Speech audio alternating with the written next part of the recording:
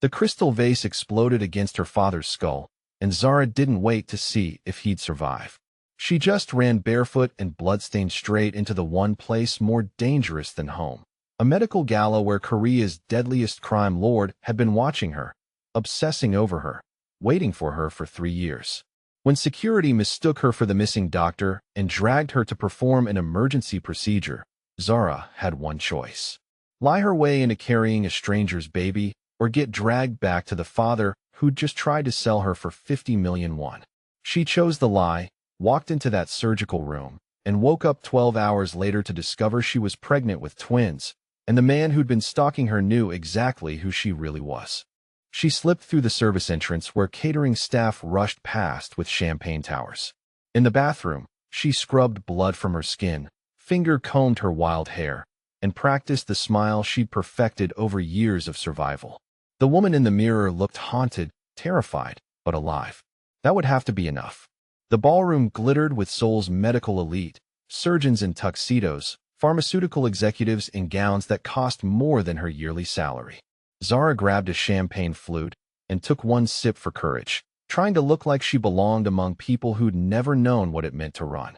"Excuse me, are you Dr. Zara?" turned to find an elegantly dressed woman with a tablet speaking rapid English with a British accent.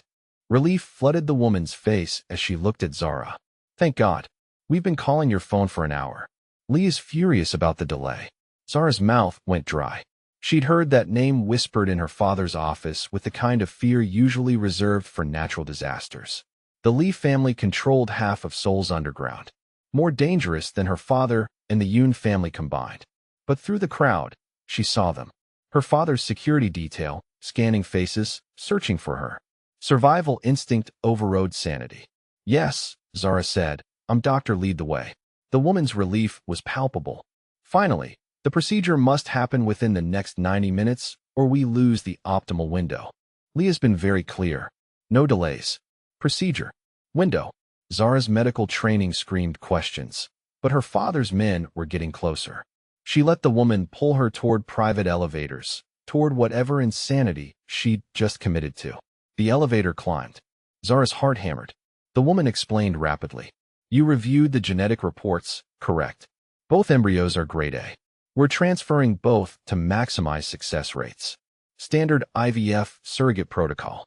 Surrogate IVF embryos." Oh God, had she just walked into?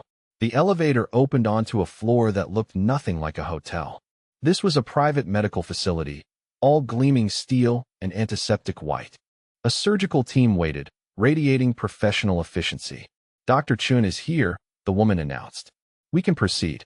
A stern-faced doctor looked Zara up and down, skepticism clear in his expression. "You're younger than your file suggested." "I started medical school early," Zara lied, her voice steadier than her hands. "Accelerated program. Harvard, wasn't it?" The doctor's eyes narrowed dangerously. "What year did you complete your OBGYN residency?" Zara's mind blanked. She had no idea when the real Dr. Chen graduated. She was about to be exposed, thrown out, right back into her father's hands. The trap was closing. A voice answered from the doorway. A voice that made everyone in the room straighten their spines like soldiers snapping to attention. A voice that carried death and silk in equal measure. Lee Jin-won stepped into the light, and Zara forgot how to breathe. He was beautiful in the way apex predators are beautiful, dangerous and perfect, and utterly compelling. 63 with a face that belonged on magazine covers and eyes that had watched people die without flinching. He wore a black suit that probably cost more than her entire nursing education. But it was his presence that truly stopped hearts. Power radiated from him like heat from a reactor. This was a man who'd never been prey, never been weak, never been anything less than absolutely lethal. His eyes locked onto Zara's face, and she felt pinned like a butterfly to cork. Recognition flashed through them, sharp, immediate, calculating. He knew exactly who she was. She could see it in the way his jaw tightened almost imperceptibly in the dangerous stillness that overtook his body. 1 second. Then his expression smoothed into something unreadable, and he said in that voice like aged whiskey, "Dr. Zara Chun, Harvard Medical School, class of 2019, specialized in high-risk pregnancies, licensed in both the US and South Korea." His head tilted slightly. A predator calculating angles of attack. That is you, isn't it? Every instinct screamed at Zara to run. But where? Her father was downstairs. Yoon's family was hunting her. This was the only door left, even if it led straight into Hell's waiting room. Yes, she whispered. That's me. Something flickered in Jinwon's eyes. Surprise, maybe, or recognition of her desperation. Good, he said smoothly. We're already behind schedule. Begin prep immediately. The room exploded into motion. Zara was swept into a changing room, given a hospital gown, her hands shaking so hard she could barely tie it. Through the door, she heard rapid Korean Jinwon's voice, low and authoritative. Someone responding nervously. She caught fragments. Background check. Complications. Proceed anyway. A nurse appeared with papers. Dr. Chun, you'll need to sign the consent forms before we proceed. Zara's eyes skimmed the documents. Her medical training, the only thing keeping her from complete panic. Surrogate agreement. Genetic material transfer. Parental rights waiver. Payment terms $500,000. Her vision swam $500,000 for carrying a stranger's baby for 9 months of her life. For I need a moment. She managed. We don't have moments. Lee's fertility window closes in 70 minutes. The nurse's tone was sympathetic but firm. Sign or don't, but decide now. Zara thought of her father's hands around her throat, of Yoon's son waiting to claim his purchased bride, of a life spent running with nowhere safe to land. She signed. The procedure room was exactly what Zara expected. Cold, sterile, professional. What she didn't expect was Jinwon standing behind glass like a silent god, watching everything with those unreadable eyes that seemed to see straight through her lies. We'll be transferring 2 embryos, the doctor explained in English, prepping the catheter with practiced efficiency, both using Mr. Lee's genetic material and a donor egg. Success rate approximately 65% with dual transfer. And if it doesn't take, Zara's voice came out smaller than she intended. Then we wait for your next cycle and try again. The contract allows for 3 attempts over 12 months. A year of her life, but a year hidden from her father, from Yoon's family, from everyone hunting her. Zara lay back on the examination table, staring at ceiling tiles and trying not to think about what was happening. Through the glass, Jinwon watched with the intensity of a man witnessing something far more significant than a routine medical procedure. The procedure lasted 15 minutes. That might change the entire trajectory of Zara's life. When it was done, the doctor smiled professionally. Congratulations, doctor, you're potentially pregnant. The words hung in the air heavy as stones. Potentially pregnant with a stranger's child. With the child of one of Seoul's most dangerous men, Zara pressed her hand to her still flat stomach, feeling nothing but the wild hammering of her own heart. If you're pregnant, and we won't know for certain until the blood test in 2 weeks, that's my genetic heir inside you. Can't just walk away from that. I'll terminate. The single word was absolute, allowing no argument. That embryo, those embryos, cost me 3 years of planning and $5 million to create. You'll carry them to term. But I'm not qualified. I'm just a nurse. I lied about everything. You're a nurse. His eyes studied her with unnerving intensity, which means you understand pregnancy basics better than most surrogates. You know medical terminology. You can recognize complications. That actually makes you more qualified than the socialites I usually consider for this. His hand moved suddenly, gripping her chin and forcing her to meet his eyes. Not violently, but with absolute authority. So here's what happens next. Zara Okafor, you stay here under my protection. If the pregnancy takes, you carry the children to term. If it doesn't, we try again. And if I refuse, then you walk out that door right now, and I call your father to come collect you. His thumb traced her jawline almost gently, a jarring contrast to his words. Your choice, my protection, or his justice. What's it going to be? Zara's hands were shaking so hard, she had to clench them into fists. This was insane. Staying with a crime lord, potentially carrying his babies. But the alternative was her father dragging her back, delivering her to Yoon's son, destroying her for the crime of fighting back. If I stay, she said carefully. What are the terms? Jinwon released her chin and pulled out a tablet, swiping through a document with the efficiency of a man used to making impossible deals. You'll live in my private residence. All expenses covered. Food, medical care, security. If the pregnancy takes, You receive $200,000 at confirmation. Upon healthy delivery, $300,000 more.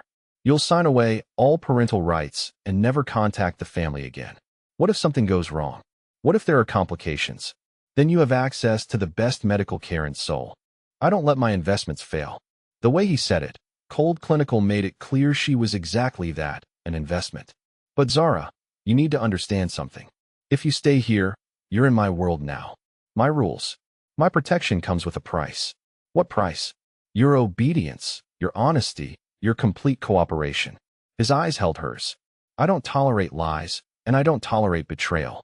Cross me, and I'll make you wish you'd taken your chances with your father. Every instinct screamed at Zara to run.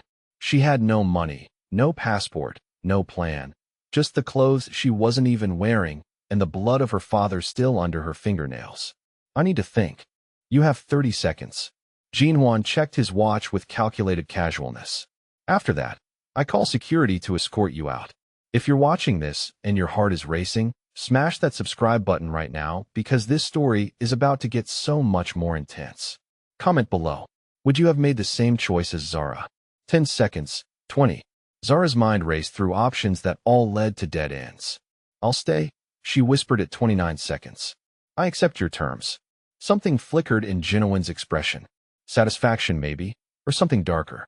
Then let's discuss what happens next. He pulled out his phone, typed rapidly, then showed her the screen. News footage of her father on television, tears streaming down his face, begging for help finding his troubled daughter. The performance was Oscar-worthy. He filed a missing persons report 3 hours ago. He's claiming you're mentally unstable. Dangerous to yourself. Very convincing performance, don't you think? Zara's blood turned to ice. He's trying to have me institutionalized. Psychiatric hold. If police find you, they're legally obligated to detain you for evaluation. And once you're in his custody, Jinwon didn't need to finish that sentence, which means you're not just staying with me for the pregnancy. You're staying because leaving means dying. So, I'm a prisoner. You're protected. His hand moved to her face again, but this time the touch was almost gentle. There's a difference, Zara. I won't force you to do anything except stay alive and keep my potential children safe. Everything else is negotiable. Everything. Almost everything. His smile was sharp. We'll discuss the details once you're settled. But first, he pressed a button and Mrs. Choi appeared in the doorway. Choi will show you to your room. Tomorrow we'll talk about the rules. Zara was led through corridors that seemed designed to disorient, up in an elevator that required 3 separate key cards, and finally into a bedroom that looked like something from a luxury magazine. Floor to ceiling, windows overlooking Seoul's glittering skyline, a bed large enough for 4 people, and a closet already full of women's clothes in exactly her size. Lee had these prepared, Mrs. Choi said, noting Zara's expression. He's very thorough. How long has he been planning this? Choi's smile was enigmatic. Lee has been planning something for quite some time. Whether it was this specifically, I couldn't say, but he's not a man who leaves things to chance.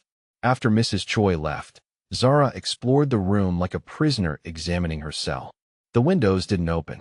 The door locked from the outside. Because trust me, it only gets more intense from here. And if I refuse dinner, Zara challenged, then you're choosing to leave. The door isn't locked. Jinwon's voice was maddeningly calm. I won't force you to stay, Zara, but if you stay, you follow my rules. It was manipulation wrapped in the illusion of choice. But what option did she have? Her father would find her anywhere else. Dinner at 8. He stood and walked to the windows, hands in his pockets. Your father filed a missing persons report with Interpol last night.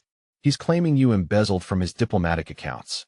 He has forged documents, bank transfers, evidence you never saw. That's not true.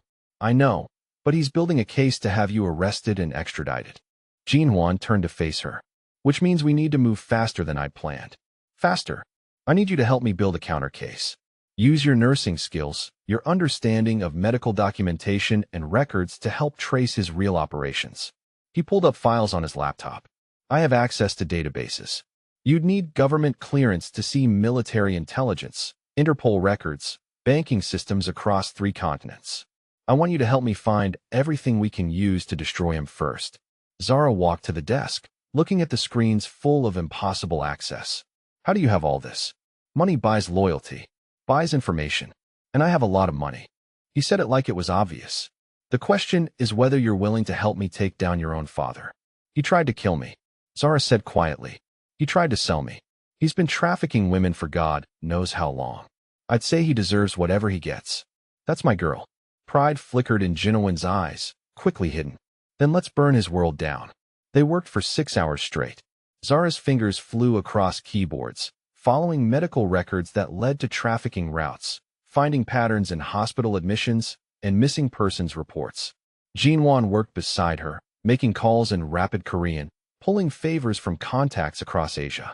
At some point, he ordered lunch, Nigerian food again, jollof rice and chicken that tasted almost like home. At another point, he draped his jacket over her shoulders when she shivered in the air conditioning. Small gestures of care that felt more dangerous than his threats because they made him seem human instead of monstrous. I found something, Zara said around 400p, her voice shaking. He's not just trafficking women. He's moving entire families, children included. Jinwon leaned over her shoulder close enough that she could feel his breath on her neck, smell that cedar cologne that was starting to become familiar. How many based on these medical records in correlation with missing persons? Hundreds, maybe thousands over 20 years. Her voice cracked. He's been doing this since before I was born. Can you prove it? Every transaction links back to his diplomatic accounts. Good. Print everything, he said grimly. We'll need hard copies. Evidence that can't be hacked or deleted. Zara printed page after page of damning evidence, while Jinwon made more calls, his voice getting harder with each conversation. When she was done, a stack of documents 3 inches thick sat on the desk between them. Your father is going to prison for the rest of his life, Jinwon said with satisfaction. And you, Zara Okafor, just helped ensure that hundreds of trafficked people will get justice. She stared at the evidence mountain. I feel sick. Good. That means you have a conscience. Your father lost his years ago. Jinwon checked his watch. It's almost 6. Time for dinner. I had Mrs. Choi prepare something special. Nigerian food. Zara blinked. You know Nigerian food. I know everything about you, Zara. Your favorite foods, your childhood in Lagos, your mother's name, the scholarship that brought you to Seoul, the nursing program you're finishing. 3 years of watching means 3 years of learning. That's voyeuristic. It's both. He smiled slightly. I won't pretend to be normal about my feelings for you. I'm not normal.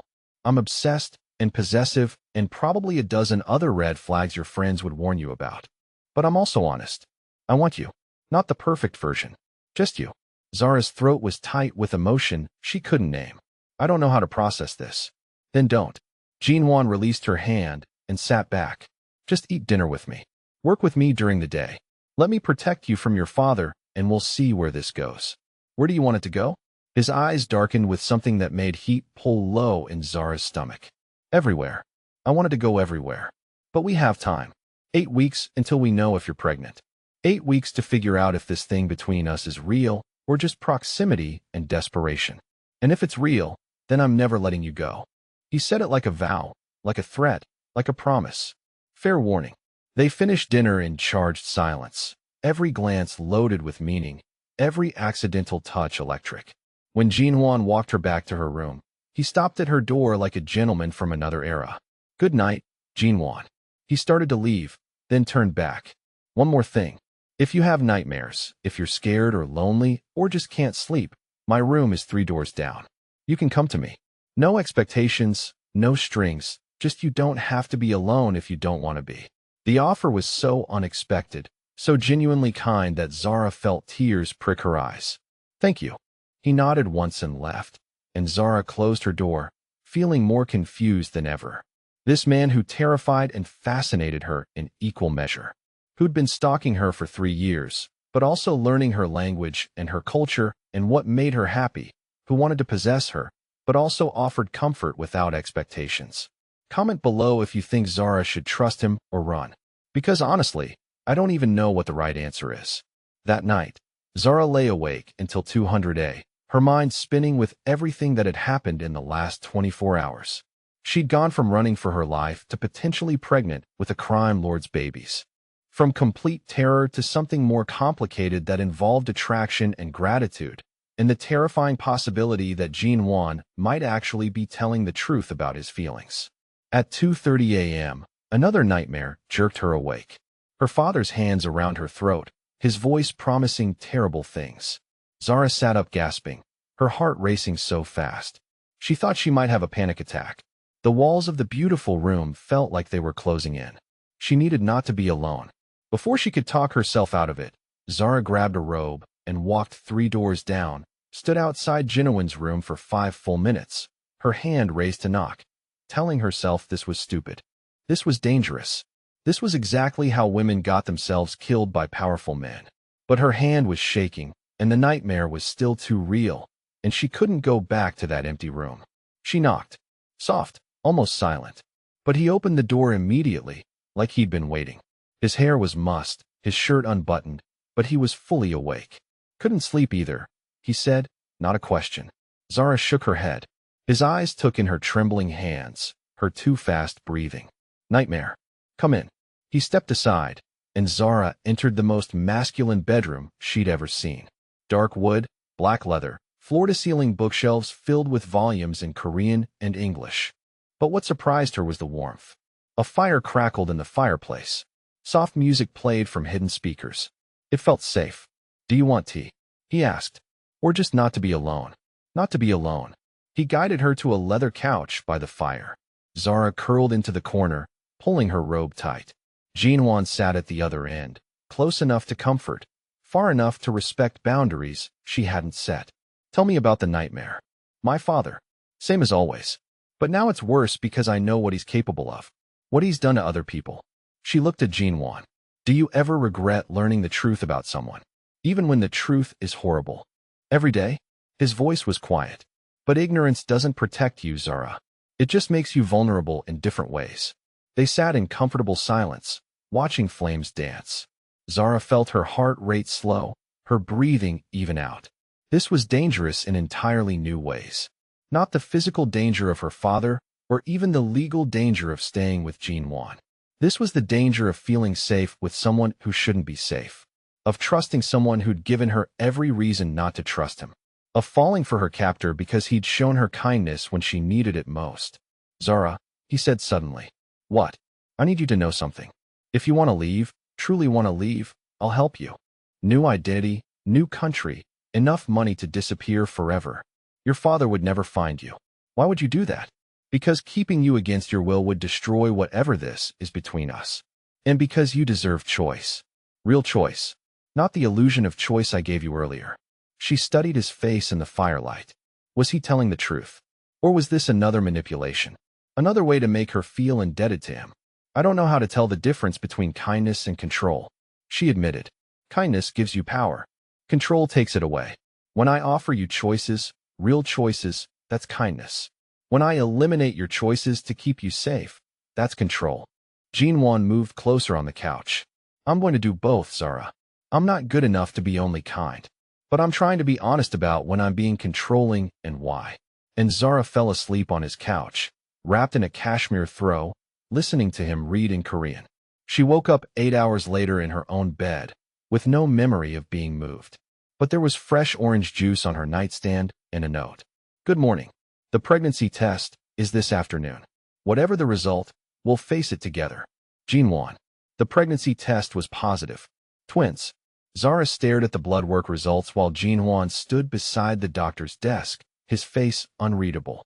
The doctor, a kind woman in her 50s, smiled at both of them. Congratulations. Based on hormone levels, I'd say you're about 2 weeks along. Right on schedule for the transfer date. Everything looks perfect. Zara's ears were ringing. Twins. She was actually pregnant. With a stranger's children. With the children of a man who'd been obsessed with her for 3 years. Perfect. Jinwon finally spoke. Any restrictions? Activities to avoid. Standard guidelines. No alcohol, obviously. Moderate exercise only. Prenatal vitamins daily. I'd like to see her again in 4 weeks for the first ultrasound. He shook the doctor's hand. Thank you for your discretion, Dr. Park. Of course, Mr. Lee. You know my practice values privacy above all else. They rode the elevator down in silence. Zara felt like she was floating outside her body, watching this happen to someone else. Pregnant. With twins. Because she'd lied her way into a medical procedure to escape her father. How do you feel? Jinwon asked when they reached the car. Terrified, nauseous, unreal, all normal responses. He held the car door open for her. Zara, you're not alone in this. Whatever you need, whatever you want, it's yours. What if I want to disappear? New identity, new country, that offer still stands. Even though I'm carrying your children. Especially because you're carrying my children.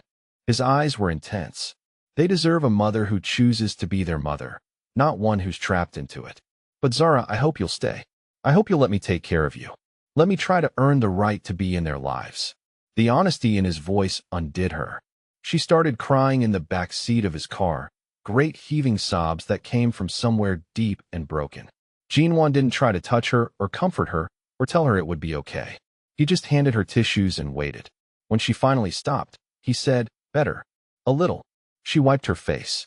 "Jinwan, I need to ask you something, and I need you to tell me the truth. Always. Why me? Of all the women in Seoul, all the socialites and models and heiresses who would have been thrilled to carry your children for $500,000. Why did you become obsessed with me?" Jinwan was quiet for a long time. When he spoke, his voice was careful, like he was revealing something that could be used against him. 3 years ago, you were working night shifts at Seoul General. I was there visiting someone. I saw you with a patient, an old man who was dying alone. You stayed with him for 4 hours after your shift ended. Just talking to him in Korean, you'd learned specifically to comfort patients who couldn't speak English. You held his hand while he died. You sang to him. Some Nigerian lullaby. He paused. You didn't know anyone was watching. You weren't performing or trying to impress anyone. You were just good. Genuinely, purely good in a way I'd never seen before. I've spent my entire adult life surrounded by people who want something from me. Money, power, protection, status. But you just wanted to comfort a dying stranger. Zara stared at him. That's why you started watching me. Because I was kind to a patient. Because you were the first person I'd ever seen who didn't want anything. And I needed to understand how that was possible. How someone could move through the world without calculating angles and advantages. How someone could just be good. His hand reached for hers, then stopped. I realize now how twisted that sounds. Studying you like a puzzle to be solved. But Zara, you changed something in me. Made me want to be worthy of someone like you. The conversation was interrupted by his phone buzzing. Jinwan answered, listened, and his entire demeanor changed. When? Where? His voice turned deadly. No witnesses. Clean it up. He ended the call and immediately dialed another number. Mrs. Choi, we need to accelerate security protocols. Full lockdown effective immediately. Zara's blood went cold. What's happening? Your father's people found where you've been staying. They firebombed your apartment building 20 minutes ago. Her old building. Where her neighbors lived. Where Mrs. Kim downstairs kept cats. Where college students and working families had made their homes. How many people? No casualties. Building was evacuated in time. But Zara, this means they're getting closer. It means they have resources I didn't anticipate. We need to move you somewhere safer. Where? He told the driver an address she didn't recognize. My private compound outside the city. Complete security, medical facilities on site, everything you need. You'll be safe there. For how long? Jinwan looked at her with something that might have been regret. For the entire pregnancy. Maybe longer. Zara, I'm sorry. I know this isn't what you wanted. But keeping you alive is more important than keeping you comfortable. The compound was a fortress disguised as a luxury estate. High walls topped with sophisticated security systems, armed guards at every entrance, and a main house that looked like something from a magazine. Mrs. Choi greeted them at the front door, her usual calm efficiency now tinged with urgency. Everything is prepared, Mr. Lee. The medical suite has been fully stocked. Dr. Park has been briefed and is on call. Zara, I've had your belongings moved from the penthouse. Zara followed them through rooms that managed to be both opulent and secure. Bulletproof glass in every window, steel cores in every door, but decorated with art and comfortable furniture that made it feel like a home rather than a bunker. This is your suite. Mrs. Choi opened doors to reveal a sitting room, bedroom, and private bathroom that were larger than her entire apartment had been. If you need anything at all, use this phone. She handed Zara a secure device. Direct line to the kitchen, medical, security, or Mr. Lee. After Mrs. Choi left, Zara and Jinwan stood in the middle of the sitting room, the weight of their new reality settling between them. I feel like I'm in prison. A very comfortable prison. You're in protection. Jinhuan sat on the edge of the couch. Zara, I know the difference might seem semantic to you, but to me it's everything. A prison is about punishment. This is about keeping you and our children alive. When will it end? When your father is no longer a threat, either in custody or... He didn't finish, but she understood. Dead. That's what you're planning, isn't it? To kill my father. If necessary. His honesty was brutal. If putting him in prison doesn't work, if he keeps coming after you, then yes. I'll kill him. And you're telling me this because I promised you honesty. And because you deserve to know what you're asking me to do by staying under my protection. Zara sat across from him, her hands instinctively moving to her still flat stomach. These babies, our babies, they're going to grow up knowing their father is a killer. They're going to grow up knowing their father would do anything to protect their mother. Jinhuan's voice was steady. There's a difference, Zara. I don't kill for pleasure or power. I kill to protect what matters to me. And what matters to you? You. He said it simply, like it was the most obvious thing in the world. You matter to me more than anything else ever has. The words should have terrified her. Instead, they felt like a promise. Like the first real safety she'd known in years. That night, Zara called her mother from the secure phone. The conversation was emotional, complicated, full of tears and explanations and Grace Okafor's deep worry about her daughter's choices. But by the end, her mother's love won out over her fear. If this man is protecting you, if he's keeping you and my grandchildren safe, then I'll trust your judgment. But Zara, baby, don't lose yourself in his world. Remember who you are. I won't, Mama. I promise. After they hung up, Jinhuan appeared in her doorway. How did she take it? Better than expected. She wants to meet you. My mother's protective instincts are legendary. You might want to prepare for interrogation. I've faced down rival gangs and federal investigators. How bad can one mother be? Zara laughed. Oh, you sweet summer child. You have no idea. But later that night when Zara was in the bathroom brushing her teeth, she heard Jinhuan making a call in Korean. She caught fragments, background check, verify location, complete protection detail. He was making sure her mother was safe without being asked, without expecting credit. Zara rinsed her mouth, walked into the bedroom, and said, I'm falling in love with you. Jinhuan froze mid-motion, his phone halfway to his pocket. You heard me. Zara climbed into bed, his bed, where she slept every night now. I'm falling in love with you. I'm not there yet, but I'm falling, and I thought you should know. For a moment, Jinhuan just stared at her. Then he crossed the room in 3 strides, dropped to the bed, and pulled her into his arms. Say it again. I'm falling in love with you again. Jinhuan, please. I've waited 3 years to hear you say something like that. Let me enjoy it. Zara smiled against his chest. I'm falling in love with Li Jinhuan, the insane stalker who learned to cook jollof rice and make spreadsheets about my pregnancy and looks at me like I'm the answer to everything. You are the answer to everything, he said fiercely. And Zara, I'm not falling anymore. I'm already there. Have been for years. I love you completely, utterly, obsessively. Would you expect anything else from me? He pulled back to look at her. I'm not good at doing things halfway, especially not loving you. Zara kissed him, then slow and deep and full of promise.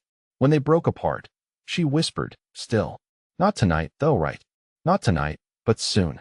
Very soon, because my patience is running out, and when it does, his eyes darkened with heat. When it does, Zara, I'm going to make you mine in every way possible. Promises. That's not a promise. That's a guarantee.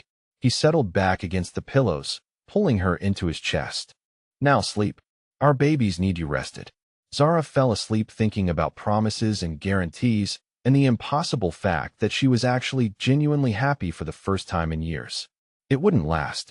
3 weeks later, at her 7-week checkup, Dr. Park confirmed what Zara had started to suspect. The morning sickness was getting worse, not better. She was losing weight instead of gaining it. The twins were healthy, but Zara's body was struggling. Hyperemesis gravidarum, Dr. Park explained to both of them. Severe morning sickness. It affects about 2% of pregnancies, more common with multiples. We need to start 4 fluids, antiemetics, close monitoring. Zara spent the next week barely keeping water down, hooked 2 and 4, Jinhuan hovering like an anxious guardian angel. He worked from her bedside, took calls in whispers, brought her ice chips, and held her hair when she vomited. I'm sorry, she said after a particularly bad episode. This isn't what you signed up for. I signed up for you, he said firmly, wiping her face with a cool cloth. Whatever comes with that is what I signed up for. Mrs. Choi appeared with updates, messages, gentle care. The household reorganized around Zara's illness. Quiet meals, soft music, blackout curtains when light made the nausea worse. On the 8th day, when she finally kept down a full cup of broth, Jinhwan looked like he might cry from relief. Better. A little. She managed a weak smile. Jinhwan, what if I can't do this? What if my body can't handle carrying twins? Then we'll figure it out. Together. His hand covered hers. But Zara, you're stronger than you know. And you're not alone. You have me, Mrs. Choi, the entire medical team.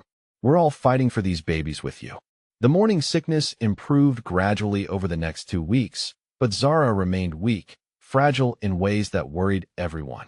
Dr. Park recommended bed rest through the first trimester, careful monitoring, nutrition support.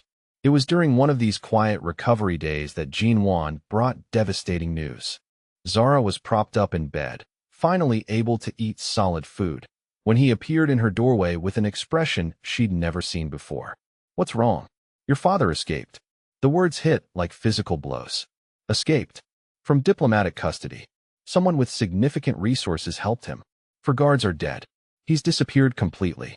Zara's hard-won color drained from her face. He's coming here. Yes. His eyes held hers. Zara, he knows where you are. He knows about the pregnancy. Someone inside law enforcement is feeding him information. We need to prepare for the worst. The compound went into full lockdown within the hour. Armed security tripled, communication systems upgraded, every entrance and exit monitored by multiple redundant systems.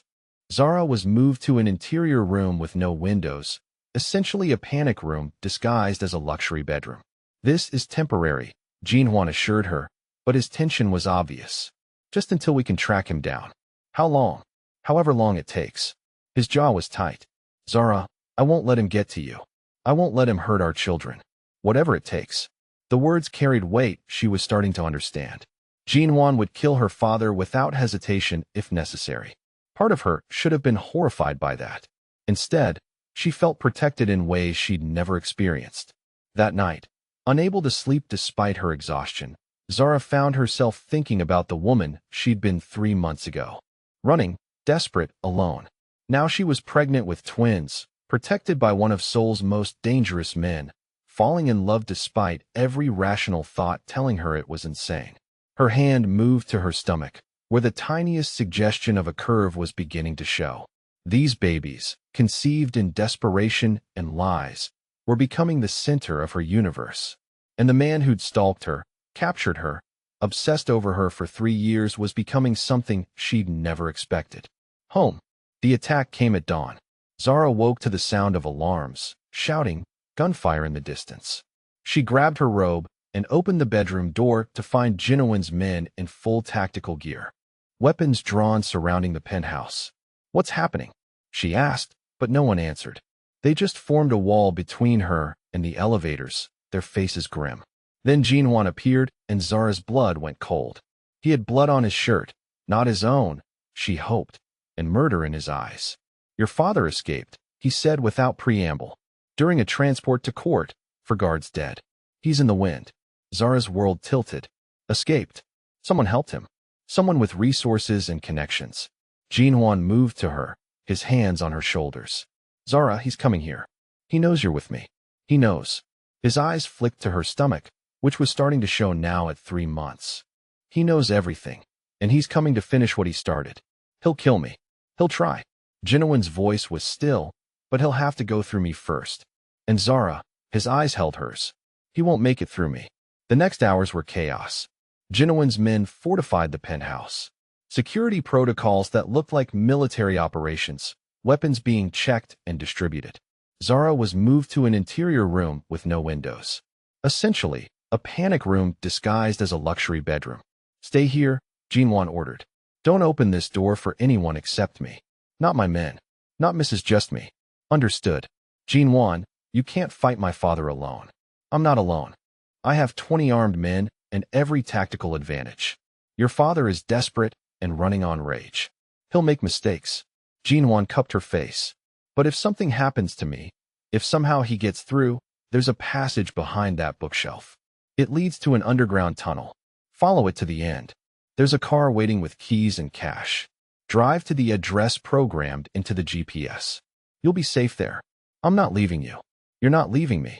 You're protecting our babies if the worst happens. His hand moved to her stomach. Promise me, Zara. Promise me you'll run if you have to. She wanted to refuse, wanted to stay and fight beside him. But the babies inside her made that impossible. He kissed her one last time, desperate and claiming and full of everything they'd built together. I love you no matter what happens next. Don't die, Jinwan. Then I guess I'd better not die. He managed to smile, but it didn't reach his eyes. Stay safe, wife.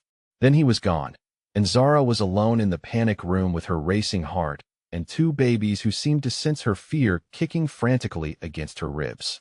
She waited and listened to sounds that might have been gunfire or might have been her imagination. At hour 2, the lights went out. At hour 3, she heard screaming. At hour 4, someone tried to open the door. Zara pressed herself against the far wall, her hand on the bookshelf passage Jinwan had shown her, ready to run. The door handle turned once, twice, then silence. Then Jinwan's voice. Zara, it's me. Open up. But something was wrong. His voice was too steady, too calm. Jinwan in combat was controlled, but tense. This voice was eerily flat. What's our signal? Zara called through the door, remembering their code. Then, Zara, that's our signal. Wrong. Their signal was a specific phrase in Igbo that only they knew. This was someone who'd heard Jinwan call her that, but didn't know the actual code. Zara ran for the bookshelf, pulled it aside, and slipped into the dark passage just as the door exploded inward. She caught a glimpse of her father, older, thinner, wild-eyed with rage before the passage swallowed her. She ran through darkness, one hand on the wall, the other on her stomach. Behind her, she heard shouting. Her father had found the passage, was following her. The tunnel seemed endless. Zara's lungs burned. Her legs screamed. But terror pushed her forward. Terror for herself, for her babies, for Jinwan somewhere in the chaos above. Then light, glorious light, and a car exactly as Jinwan promised. Zara threw herself into the driver's seat, started the engine with shaking hands. In the rear-view mirror, she saw her father emerge from the tunnel, running toward her. She fled the accelerator. The car launched forward, tires screaming. Her father's face in the mirror, contorted with rage, getting smaller, then gone. Zara drove for 20 minutes, following the GPS blindly, before she realized she was crying, sobbing so hard she could barely see the road. She pulled over, pressed her hands to her stomach, and tried to breathe. It's okay, she whispered to the babies. We're okay. We're safe. Daddy will find us. He promised. But what if he couldn't? What if her father had her phone ring? Unknown number. Zara almost didn't answer. Then on the 6th ring, she picked up. Zara, Jinwan's voice, rough and exhausted. Thank God. Following the GPS Jinwan, my father is dead. His voice was flat. He came at me with a knife. He's dead, Zara. It's over. The relief was so intense. Zara thought she might pass out. Are you hurt? Nothing serious. A few cuts, bruised ribs. But I'm alive and you're safe. That's all that matters. A pause. Zara, I killed your father. I know I promised I wouldn't, but I don't care. The words came out fierce. He tried to kill you. He tried to kill our babies. I don't care that he's dead. I'm glad he's dead. You might feel differently when the shock wears off. I won't, Jinwan.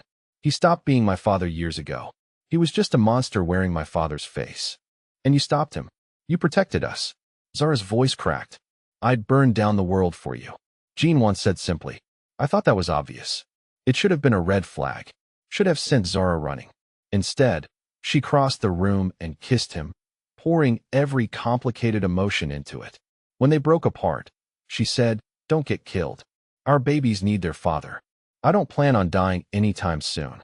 I have too much to live for. His hand settled on her stomach.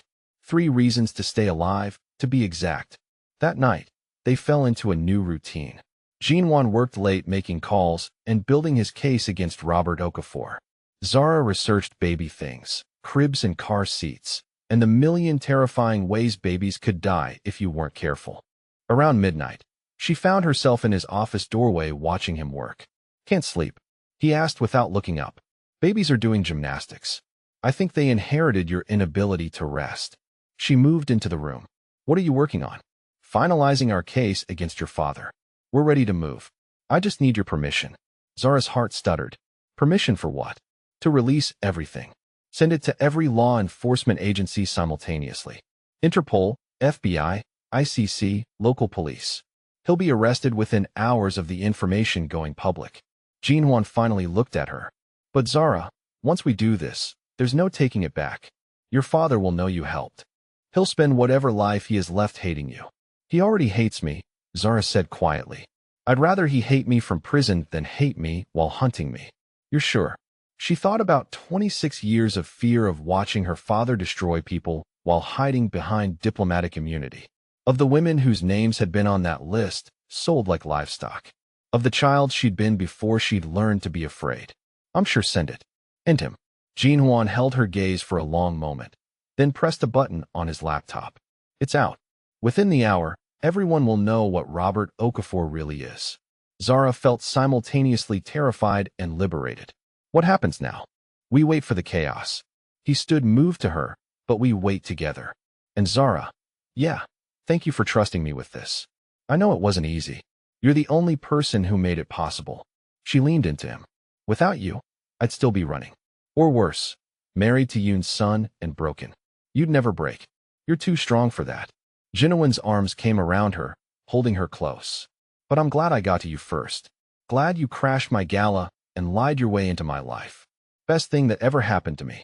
They stood like that, wrapped around each other, while somewhere across Seoul, law enforcement agencies were opening files that would destroy a man's empire. A man who happened to be Zara's father. She should feel guilt, should feel conflicted. Instead, she just felt free. The news broke at 300 A. Every major network ran the same story. Nigerian ambassador charged with international trafficking. By 6 a.m. Robert Okafor had been arrested at his residence. By noon, he was in custody pending extradition hearings. Zara watched the coverage with Jinhwan beside her, his hand never leaving hers. She saw her father in handcuffs, looking old and small, and nothing like the monster who terrified her for 26 years. How do you feel? Free, terrified, guilty, relieved, all of it at once. She turned to him. Is that normal? There's nothing normal about any of this. But yeah, I'd say that's expected. He pulled her closer. You just helped take down your own father. That's not easy, even when he deserves it. Will he go to prison? With the evidence we provided? Absolutely. Multiple life sentences across several jurisdictions. He'll die in prison. The words should have hurt. Instead, Zara just felt exhausted. Her phone rang, her mother's number. Zara stared at it for a long moment before answering. Oh God. Zara, are you okay? I saw the news. Your father, they're saying terrible things. Grace Okafor's voice was frantic. It's all true, Mom. Every word. He's been trafficking people for decades. Silence. Then I know. Zara's breath caught. You knew. I suspected. God help me. I suspected for years, but I was too scared to leave. Too scared to confront him. Grace was crying now. I'm so sorry, baby. I'm so sorry I didn't protect you. Mom, you couldn't. I could have. I should have. Instead, I let him send me away, and I left you alone with him. He would have killed you if you tried to stop him. Zara said gently. You survived the only way you could. I understand that now. Where are you? Zara looked at Jinhwan, at the man who turned out to be her unlikely savior. I'm safe. I'm with someone who's protecting me. The news says you're with Lee Jinhwan. The Grace paused. The crime lord. Yeah, it's complicated. But Mom, I'm okay. More than okay. She hesitated, then decided her mother deserved the truth. I'm pregnant with twins. I'm staying with him. Building something that might actually be good. Another long silence. Then, are you happy? The question caught Zara off guard. Was she happy? 2 weeks ago, she'd been running for her life. Now she was pregnant. Her father was arrested, and she was falling for a man who'd been stalking her for 3 years. She realized, I think I am. Then that's all that matters. Stay safe, baby, and call me when you can. I want to meet this man who's taking care of my daughter. After they hung up, Jinhwan raised an eyebrow. Your mother wants to meet me, apparently. Think you can handle a Nigerian mother's interrogation? I face down rival gangs and federal investigators. How bad can one mother be? Zara laughed. Oh, you sweet summer child. You have no idea. But later that night, when Zara was in the bathroom brushing her teeth, she heard Jinwon making a call in Korean.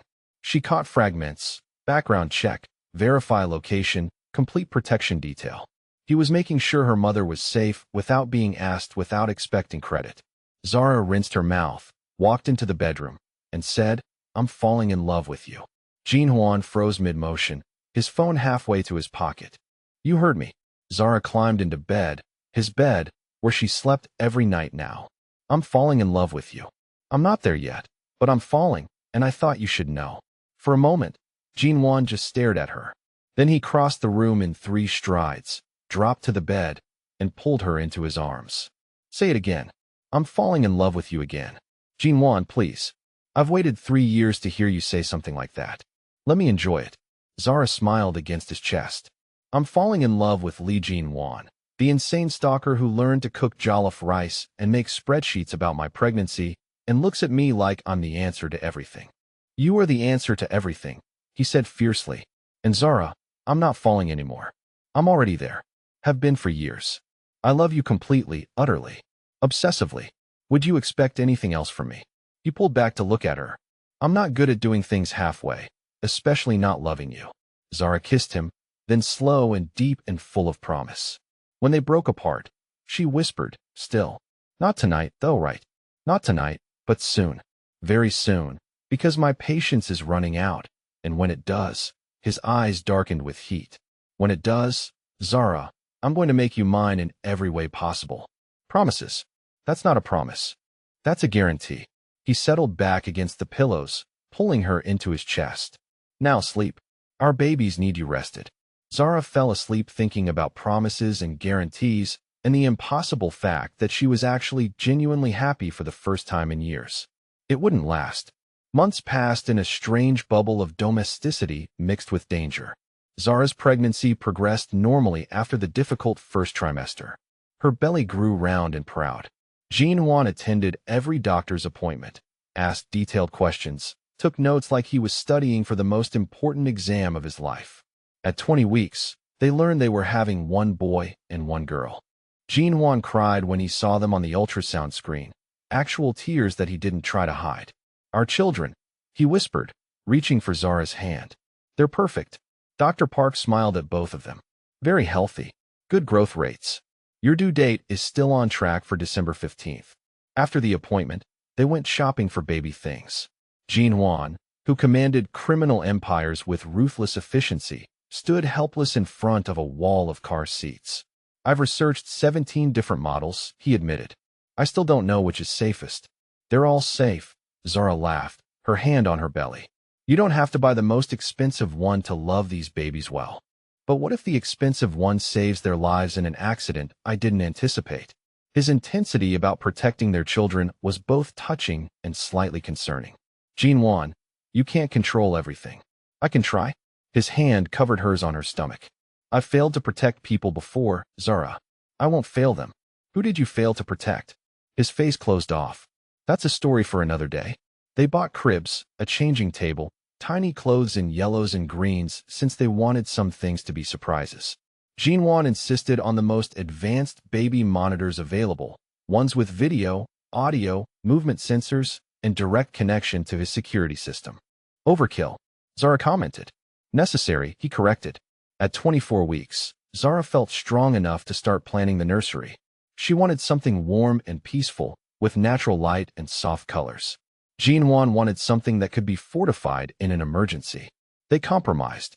Large windows with bulletproof glass, cheerful murals on reinforced walls, beautiful furniture that happened to be arranged to provide optimal sight lines for security cameras.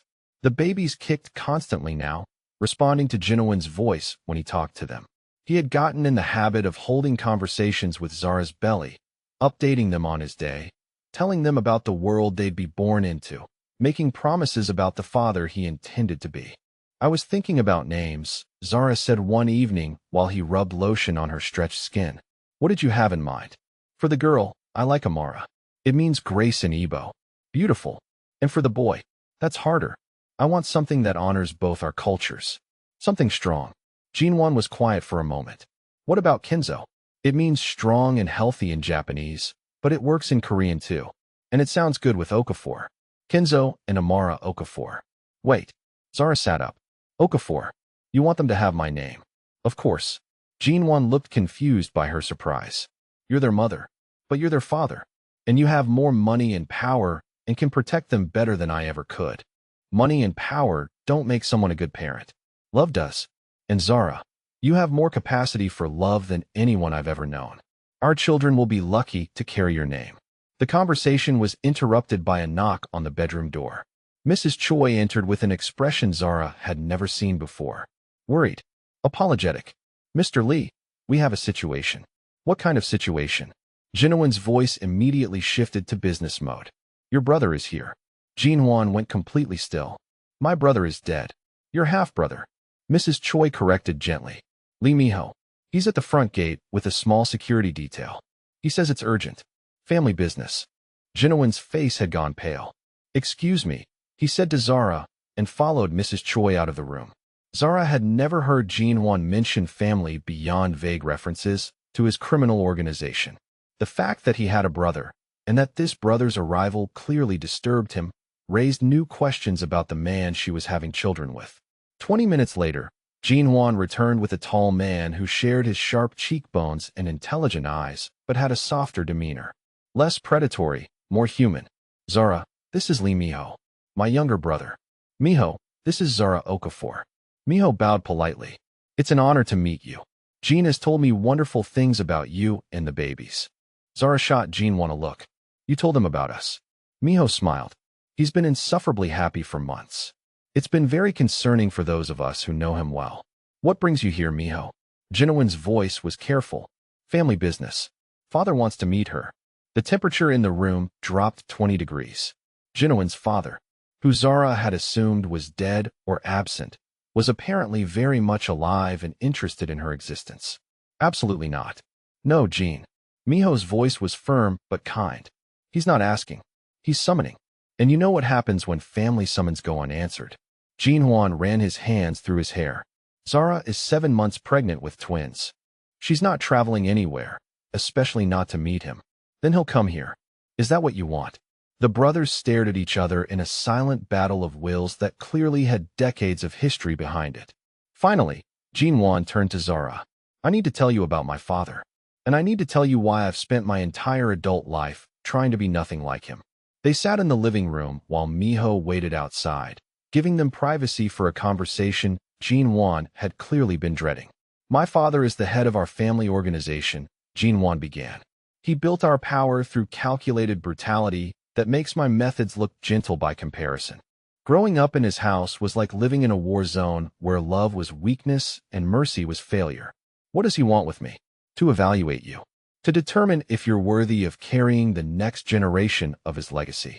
Jinwon's jaw was tight with old anger. And Zara, he won't be kind about it. Your father sounds like a terrible person. He is.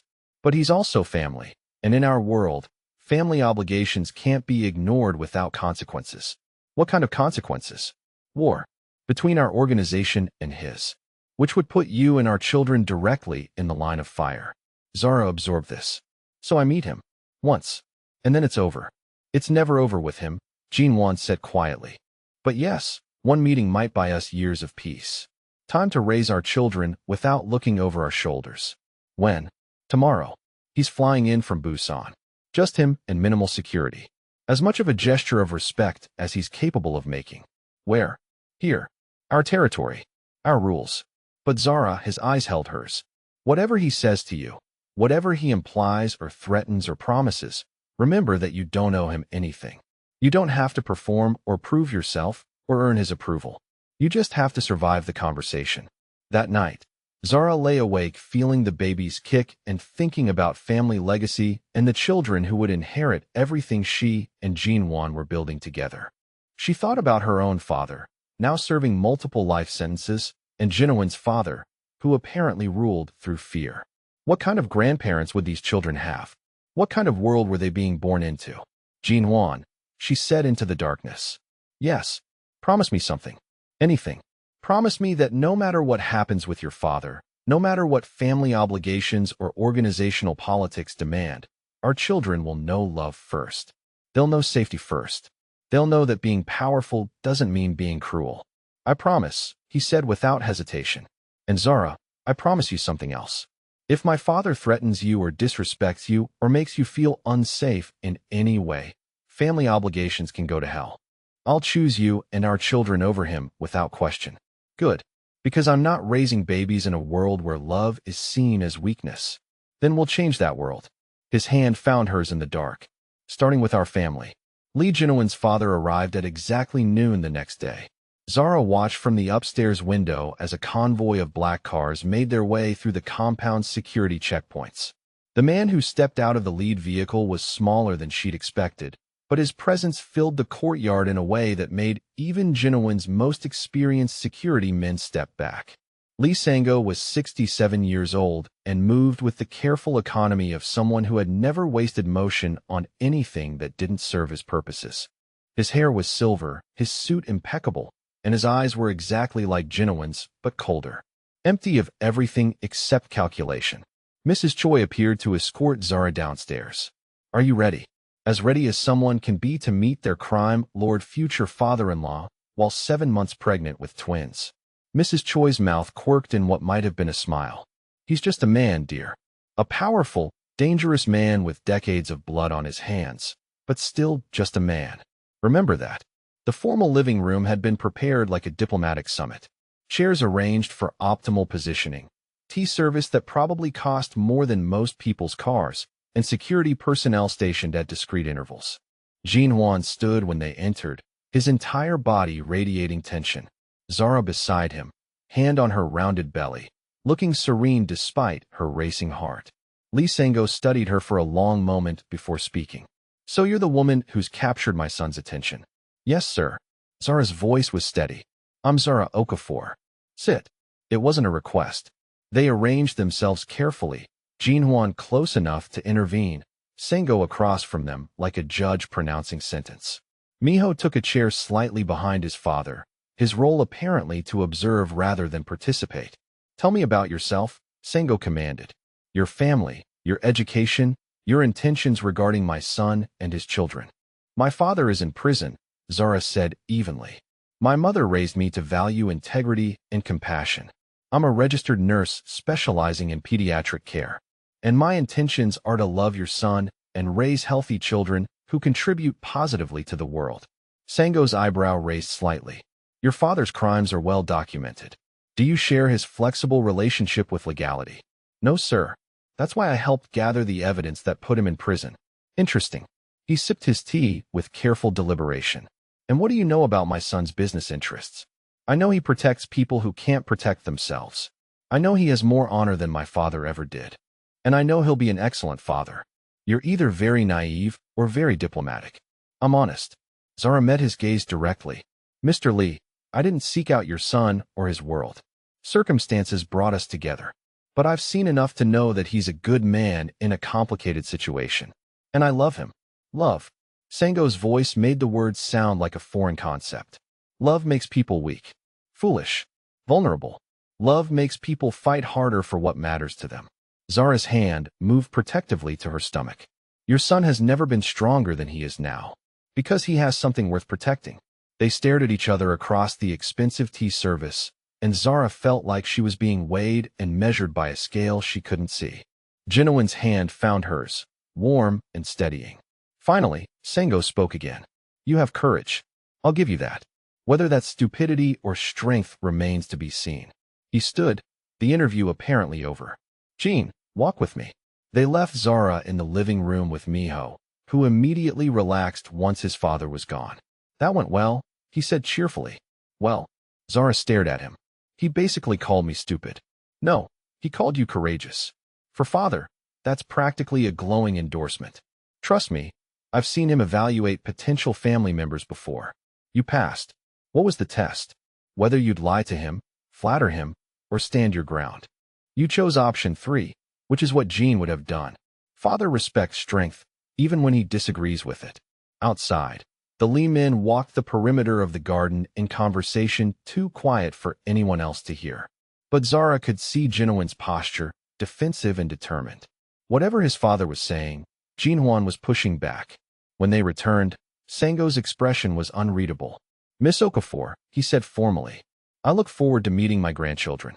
Then he was gone, convoy disappearing as efficiently as it had arrived, leaving behind only the faint sense of having survived something dangerous. "How did I do?" Zara asked when it was just her and Jinhuan again. "Better than I hoped." He pulled her into his arms, relief obvious. "He approves of you, which means he won't interfere. We can raise our children in peace. And if he changes his mind, then we'll deal with that when it happens. But for now, we're free to just be a family." At 32 weeks, Zara went into preterm labor. It started as mild cramping during dinner and escalated to active contractions within 2 hours. Dr. Park was called immediately, arriving at the compound with a full medical team and portable equipment that turned the master bedroom into a delivery suite. "Too early," Jinhuan said, pacing while medical personnel worked around him. "They need more time." "Not necessarily," Dr. Park said calmly, monitoring the baby's heartbeats. 32 weeks is premature but viable. If we can't stop the labor, we can deliver safely here with the equipment we've brought." The labor progressed rapidly. Within 4 hours, it was clear that the babies were coming whether anyone was ready or not. Zara found herself in active delivery with Jinhuan holding her hand and Dr. Park calmly managing complications that could have been life-threatening at a regular hospital. The first baby, a girl, arrived at 11:47 p.m., small but breathing strongly. She was perfect, tiny and wrinkled, and absolutely beautiful. "Amara," Zara whispered, and Jinhuan cried as he held his daughter for the first time. The second baby, a boy, arrived 20 minutes later. Slightly larger than his sister, equally perfect, equally miraculous. "Kenzo," Jinhuan said, his voice rough with emotion. "Our son." Both babies were immediately assessed by the neonatal team Dr. Park had brought. Premature, but healthy. Strong lungs, good reflexes, no apparent complications. They would need monitoring and specialized care for several weeks, but the prognosis was excellent. Zara held her children for the first time 2 hours after delivery, one baby in each arm. Jinhuan beside her looking like he'd witnessed a miracle. "They're so small," she marveled. "But so perfect. Like their mother," he said, kissing her forehead. "Thank you for giving me everything I never knew I wanted." The next weeks passed in a blur of feedings and diaper changes and the particular exhaustion that comes with premature twins. The compound's medical facilities proved invaluable, with round-the-clock nursing support and equipment for monitoring the baby's development.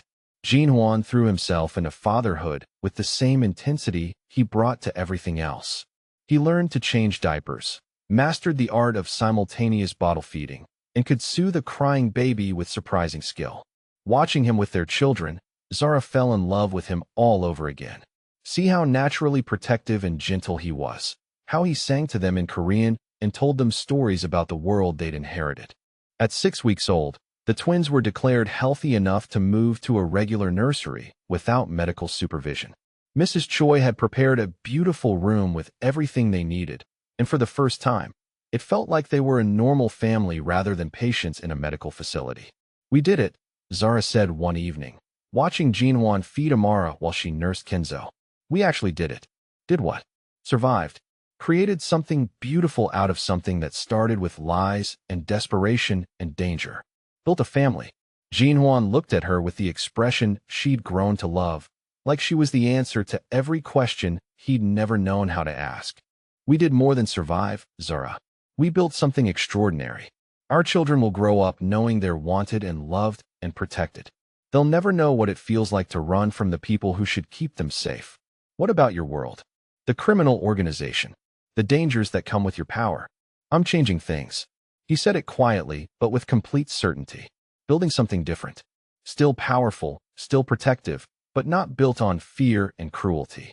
Our children will inherit an empire based on loyalty and respect rather than terror.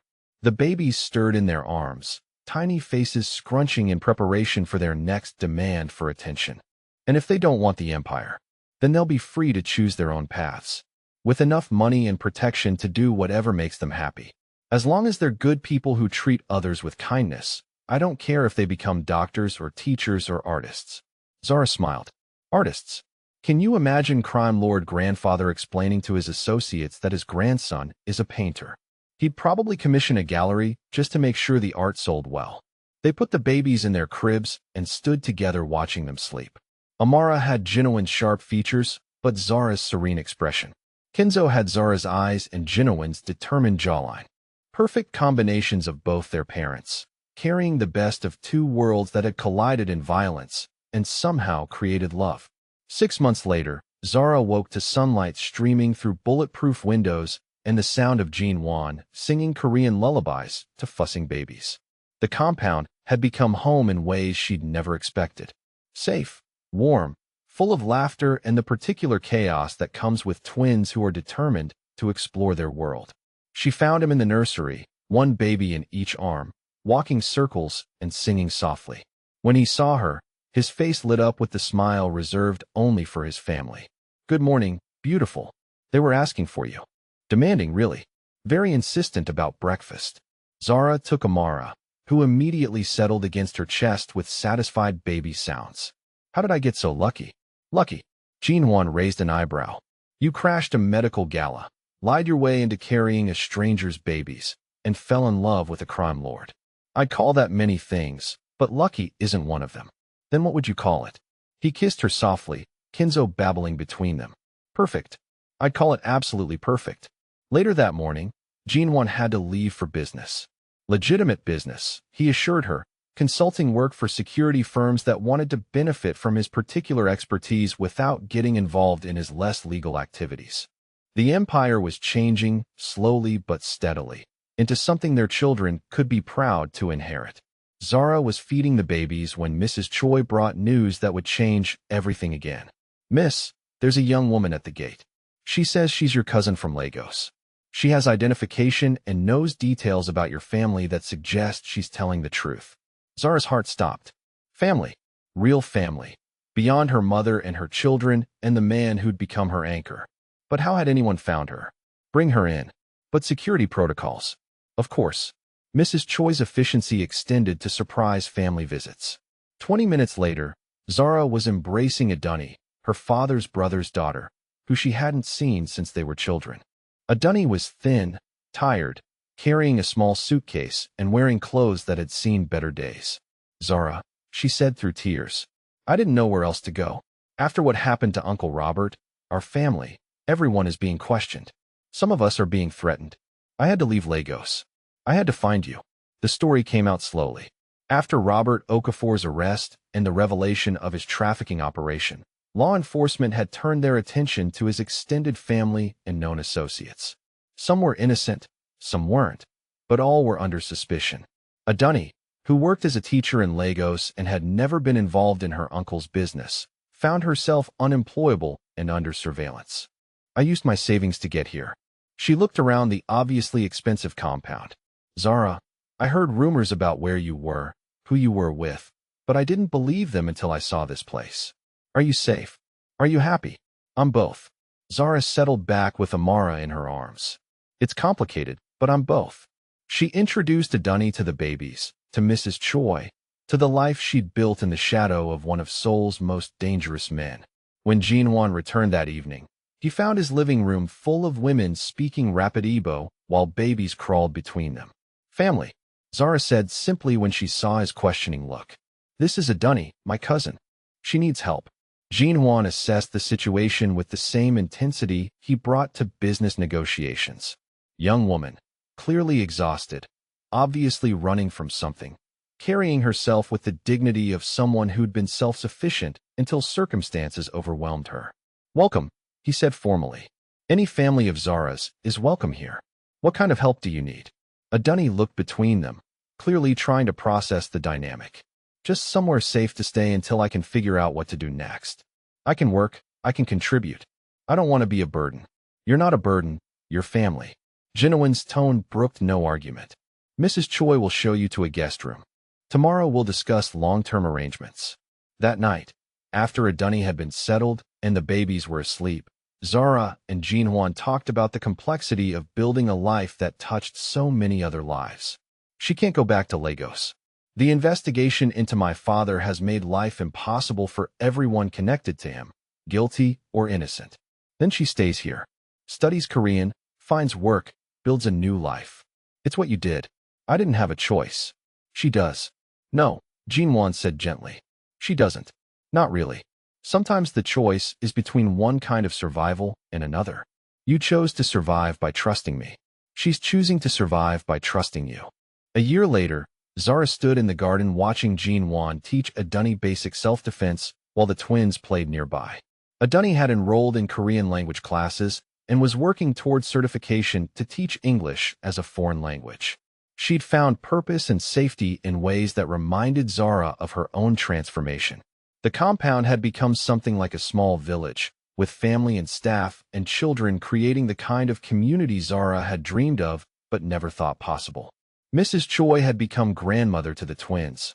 Miho visited regularly with updates on the Lee family organization's transition to more legitimate enterprises, and even Jinwon's father sent occasional gifts that showed grudging affection for his grandchildren. Zara's mother had finally visited, a 2-week trip that involved extensive security arrangements and cultural exchanges that left everyone exhausted but happy. Grace Okafor had pronounced Jinwon suitable, the compound acceptable, and the babies perfect. Her approval meant everything to Zara. The life they'd built was strange and complicated and nothing like what either of them had planned. But it was theirs. Built on truth rather than lies, protection rather than possession, love rather than obsession. Jinwon found her watching their extended family with the expression that meant he was thinking about the future. "What are you plotting?" she asked. "Just thinking about expansion. More children." Zara's eyebrow raised. "The twins are barely walking. More security consulting contracts. More legitimate business ventures. More ways to build something our children can be proud of without having to hide from it." He pulled her close, their children's laughter floating around them in the warm afternoon air. "I want them to inherit a world where power comes from protecting people rather than controlling them. Where being strong means building others up rather than tearing them down." Zara kissed him softly. "Then that's what we'll build. Together." Behind them, the house glowed with warmth. Ahead, their children laughed, and between them, love, complicated, hard-won, absolutely real, held everything together. Zara had climbed the tree when the tiger chased her, and she'd found an entire forest waiting at the top. If you made it all the way through this story, you're part of something special. Drop a comment telling me your favorite moment. Was it when Jinwon admitted to 3 years of watching, when Zara crashed the gala when they finally got their happy ending? Let me know, because I love hearing from readers who appreciate messy, complicated, real love stories. Hit that subscribe button and join our community of readers who believe that sometimes the most dangerous choices lead to the most beautiful destinations. Because great love stories aren't about perfection.